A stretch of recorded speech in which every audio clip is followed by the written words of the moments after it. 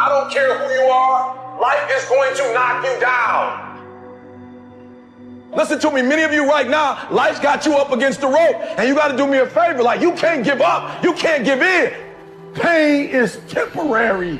Pain is your friend. Pain is going to take you to the next level. When you going through pain, I know what you feeling. I know exactly, because I've been there. I've done that. But you got to work through it. And the reason why most of you are not successful is because every single time stuff not going your way, you give up, you quit, you let go, and people feel weakness. They feel it. You can feel when somebody's not committed, when they're not all in, when they're not dedicated. And there's another level you get to when you go all in. Winners win and losers lose. There are going to be times that you're going to be wondering, why should I keep showing up and working my business? Why should I keep at it? Why should I keep showing up to the conventions? Why should I keep picking up the phones and making the phone calls? Why should I keep fighting for my goals and fighting for my dreams? And what I want to remind you is that you got to show up for your life regardless of the circumstances. You got to show up in spite of the naysayers. You got to show up in spite of the conversation going on in your mind.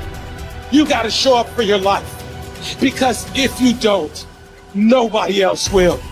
If you want unreasonable results in your life, you've got to be willing to be unreasonable. Part of being unreasonable, you don't judge according to appearances. Part of being unreasonable, you can see it because you believe it. You must have the faith to call forth those things that be not as though they were. You've got to decide, I deserve this, and I'm going to have it. You've got to say yes to your life. You've got to say yes. Yes to my dreams. Yes to me. Yes, I can make it. Yes, I can. Doesn't matter how many failures I've made.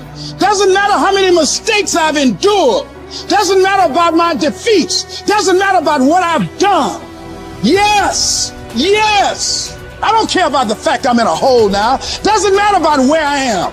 The last chapter to my life has not been written yet. If you judge me now, you'll judge me prematurely. I'm still in the process of transforming my life. I'm still in the process of becoming. Yes. The brilliance of Thomas Edison was not in his mind. It was something much more ordinary and often much less respected.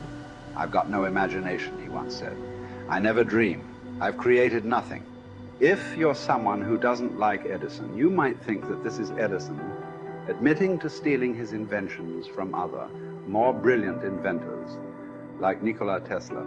Not quite, but he did readily concede that most of the credit belonged to something other than his brain. The genius hangs around his laboratory day and night, Edison said. If anything happens, he's there to catch it. If he wasn't, it might happen just the same. Only it would never be his. What he's talking about is showing up. The incredible, underrated power of clocking in every day, putting your ass in the seat, and the luck this seems to inevitably produce. Edison lived in his laboratory and never missed a day. Like Gehrig, even when he was sick, when he was tired, or when visited by tragedy or disaster. The modern conveniences we can trace to his lab then owe far more to his body than his brain, to the compounding power of consistency rather than sheer brilliance. It wasn't about inspiration. It was about getting to work, show up and try. Get on the treadmill, pick up the violin, script out some sequence, reach out to some clients, read some reports, lift a couple weights, jog 1 mile, cross one thing off the to-do list, chase down a lead. It doesn't matter what it is. All aspects of our life benefit from this circumscribed kind of discipline. Just as long as you do something every day, that is the important thing. Show up. When you're tired, when you don't have to, even if you have an excuse, even if you're busy, even if you won't get recognized for it, even if it's been kicking your ass lately, once something is done, you can build on it. Once you get started, momentum can grow. When you show up, you can get lucky. Is this still hard? Yes. But the good news is that because it's hard, most people don't do it. They don't show up. They can't even do one tiny thing a day. So yes, you're alone out there on the track in the rain. You're the only one responding on Christmas. But having the lead is, by definition, a little lonely. This is also why it's quiet in the morning. You have the opportunities all to yourself.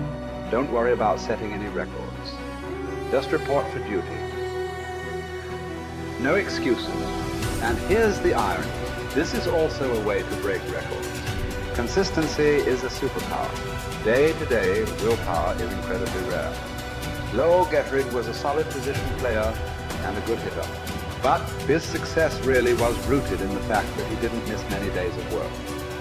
It's quite likely that had he continued at his normal pace and not been stricken with Arles, that he would have put up career numbers that surpassed Babe Ruth. Gettrig wasn't just able to show up despite injuries and fatigue. He also had to push through ennui, doubt, and just plain not feeling it. He had slumps like we all do, but he also understood what they meant. As a minor leaguer, he had struggled at the plate and thought about quitting. The Yankees' owner sent down a scout to walk Gehrig through the very basic math of a batting average. A good hitter hits 300, and hitting 350 is terrific. Hitting 400 is almost unheard of. What does that translate to? Missing on 6 tries out of 10. A hitter can also go days, weeks without touching the ball. That's what the scout told him. The most important thing a young ball player can learn is that he can't be good every day. You don't have to always be amazing. You do always have to show up. What matters is sticking around for the next at bat. The ability to do that, coupled with the ability to endure what John Steinbeck called dogly days while writing East of Eden. Those days when everything seems out of whack, when you're just not feeling it, when the distractions won't stop, is the first step to greatness, literally. You cannot be great without the self-discipline to do that. One thing a day adds up. Each day adds up. But the numbers are only interesting if they accumulate in large quantities. You guys that are just getting started, you're not going to start right here. You're going to start down there, probably in another city, another town. I grew up in Lake Charles, Louisiana, no money, raised by a single mother. I was in debt at 25 years old. First thing that I had to do in my life was not learn a new skill. First thing I had to do to get my life moving in the right direction was self-development. It is vital. It was vital for me that I improved myself and I could start depending upon me. I had to show up every day with some rituals, some disciplines, and start getting myself to trust me, not trust others, but trust myself to do the right thing every day. One of the things that I started doing was beating the sun up every morning. I'm going to beat that sun up every morning so that I have the discipline and the control over my life. So I knew, hey, before that thing pops, I'm going to pop. I'm going to get out of bed, depend on myself, get up at the same time every day. And for me, that time, regardless of where I was beat that sun up. No matter where I am, I'm going to beat that thing up. So it gives me a sense of control over my own life. Second thing, I had to start cleaning up my life and my friends and my environment. When I was younger, between 15 and 25, I was doing crazy stuff in my life. Wasting my weekends. I had the saying, weekends are for the weak. I was drinking, fooling around with a bunch of bad things, bad people. At 25 years old, I cleaned it all up. Quit going to those places. Quit hanging out with people that did not have ethics and discipline in their life. I wanted to build something in my life. I wanted to become someone. And to do that, to become someone in the eyes of the world, just beating that sun up every morning gives me the sense of accomplishment that I did what I said I was going to do, that I woke up when I said I would wake up, and I start building respect for myself, start believing in myself so that I can go out into the world. And maybe today when I go into this meeting that I'm dressed for, they'll believe in me as much as I believe in me, and that'll show up in a contract, a deal, maybe even some money.